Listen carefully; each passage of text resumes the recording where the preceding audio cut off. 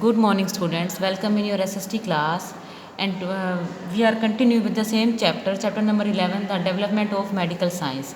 So let's start. ECG and EEG machines are used to monitor heart and brain respectively. All these machines help in surgery as well.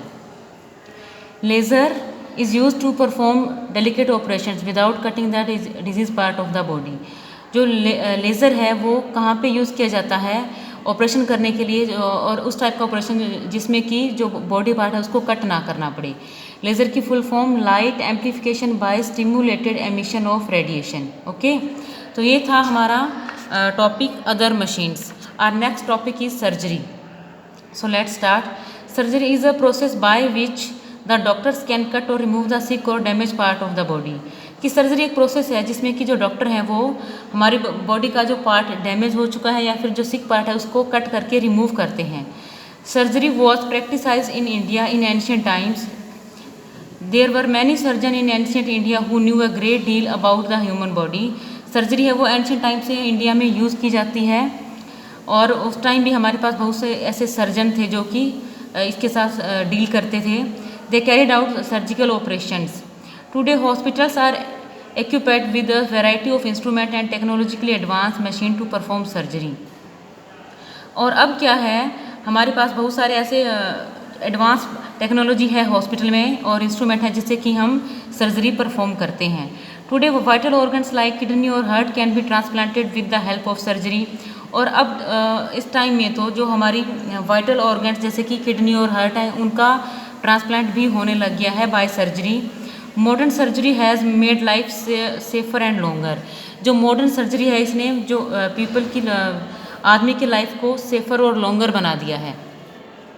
Chloroform in now days widely use in operation theatres to make a patient unconscious. Operation theatre में जब operation चल रहा होता है तो जो patient है उसको अनकॉन्शियस करने के लिए क्लोरोफॉर्म यूज़ किया जाता है. Thus a patient does not feel pain and discomfort during a surgery. James Simpson introduce the use of chloroform in surgery. और सर्जरी में क्लोरोफॉर्म को यूज़ करने का ये किसने इंट्रोड्यूस किया था? जेम्स सिम्पसन ने. ओके, नेक्स्ट है during a surgery many patient died due to infection of wounds by germs. पहले क्या था कि सर्जरी के टाइम बहुत सारे पेशेंट हैं वो डाइड हो जाते थे, उनकी डेथ हो जाती थी. क्यों?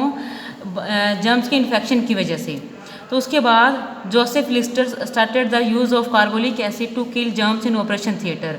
जो जोसेफ लिस्टर ने कार्बोलिक एसिड को यूज़ करना शुरू किया ऑपरेशन थिएटर में, जिससे कि जो जर्म्स हैं वो मर जाते थे. Carbolic acid did not injure body tissues. और he also started the practice of sterilisation of surgical instrument to make them free from germs and infection. तो जो जो जोसेफ लिस्टर थे उन्होंने एक तो कार्बोलिक एसिड को यूज़ करना शुरू किया जर्म्स को किल करने के लिए, और सेकेंडली उन्होंने जो सर्जिकल इंस्ट्रूमेंट थे उनका स्टेरिलाइजेशन करना शुरू किया उनको free from germs and infection से बनाने के लिए. ड्यूरिंग स्टेरिलाइजेशन इसमें क्या होता है? Instrument are thoroughly clean in boiling water to make them free from germs. जो सर्जिकल इंस्ट्रूमेंट है उनको बॉइलिंग वाटर में क्लीन किया जाता है जिससे कि वो जर्म्स से बिल्कुल फ्री हो जाएं, उनमें जर्म्स बिल्कुल भी ना रहे. ओके, तो ये था हमारा टॉपिक सर्जरी. ये आपकी बुक में पिक्चर दी गई है जेम्स सिम्पसन और जोसेफ लिस्टर की. Okay, our next topic is medicines. With advancement in science people learn the causes of several disease and the medicines use to cure them. कि science की advancement के साथ साथ जो पीपल हैं वो सीख गए कि जो ये डिजीज़ हैं इनके कॉजेज़ क्या हैं, क्या कारण हैं, और इनको हम कैसे इनका इलाज कर सकते हैं by medicine. The discovery of quinine help in the treatment of malaria. कुनैन की डिस्कवरी ने मलेरिया के ट्रीटमेंट में हेल्प की. Cocaine which was use to deaden nerves for operation come from the cocoa plant. और एक कोकेन है जो कि नर्व जो है हमारे उनको डेड करने में यूज़ किया जाता है, और ये किससे आता है? Come from cocoa plant.